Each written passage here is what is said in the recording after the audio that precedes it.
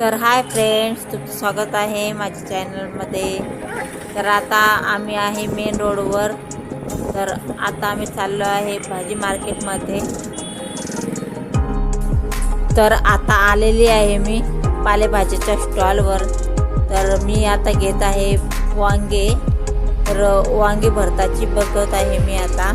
तर कोणती छान आहे कोणती नाही, तर असे करता करता मला बराच वेळ लागला बघण्यामध्ये, कारण काही वांग्यामध्ये भरपूर बिया असतात। तर बियाचे वांगे आम्हाला आवडत नाही, तर मी खूप निवडून आणि चांगल्या प्रकारचे वांगे बघित आहे।